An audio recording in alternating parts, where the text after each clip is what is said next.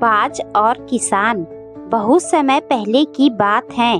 एक राजा को उपहार में किसी ने बाज के 2 बच्चे भेंट किए। वे बड़ी ही अच्छी नस्ल के थे और राजा ने कभी इससे पहले इतने शानदार बाज नहीं देखे थे।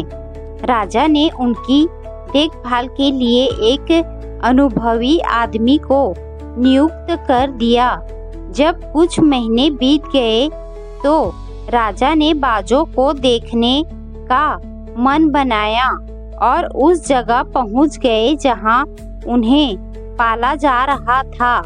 राजा ने देखा कि दोनों बाज काफी बड़े हो चुके थे और अब पहले से भी शानदार लग रहे थे। राजा ने बाजों की देखभाल कर रहे आदमी से कहा, मैं इनकी उड़ान देखना चाहता हूँ, तुम इन्हें उड़ने का इशारा करो।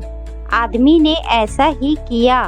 इशारा मिलते ही दोनों बाज उड़ान भरने लगे, पर जहाँ एक बाज आसमान की ऊंचाइयों को छू रहा था, वहीं दूसरा कुछ ऊपर जाकर वापस उसी डाल पर आकर बैठ गया जिससे वो उड़ा था।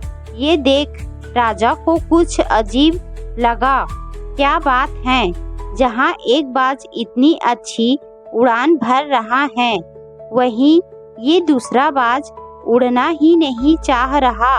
राजा ने सवाल किया, जी हुजूर, इस बाज के साथ शुरू से यही समस्या है, वो इस डाल को छोड़ता ही नहीं। राजा को दोनों ही बाज प्रिय थे और वो दूसरे बाज को भी उसी तरह उड़ना देखना चाहते थे।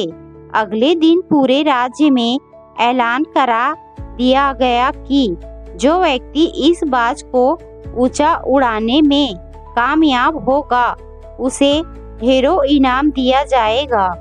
फिर क्या था, एक से एक विद्वान आए और बाज को उड़ाने का प्रयास करने लगे, पर हफ्तों बीत जाने के बाद भी बाज का वही हाल था।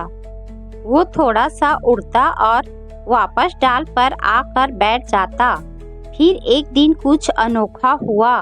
राजा ने देखा कि उसके दोनों बाज आसमान में उड़ रहे हैं। उन्हें अपनी आंखों पर यकीन नहीं हुआ और उन्होंने तुरंत उस व्यक्ति का पता लगाने को कहा जिसने ये कारनामा कर दिखाया था। वह व्यक्ति एक किसान था। अगले दिन वह दरबार में हाजिर हुआ। उसे इनाम में स्वर्ण मुद्राएं भेंट करने के बाद राजा ने कहा, मैं तुमसे बहुत प्रसन्न हूँ।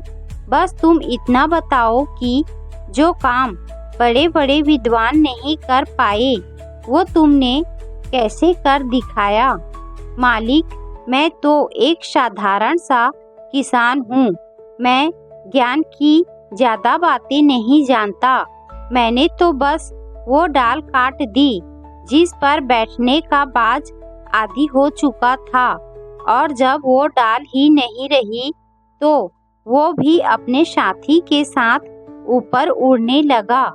दोस्तों, हम सभी ऊंचा उड़ने के लिए ही बने हैं, लेकिन कई बार हम जो कर रहे होते हैं उसके इतने आदी हो जाते हैं कि अपनी ऊंची उड़ान भरने की, कुछ बड़ा करने की काबिलियत को भूल जाते हैं। यदि आप भी सालों से किसी ऐसे ही काम में लगे हैं जो आपके सही तरीके के मुताबिक नहीं है, तो एक बार जरूर सोचिए कि कहीं आपको भी उस डाल को काटने की जरूरत तो नहीं जिस पर आप बैठे हुए हैं।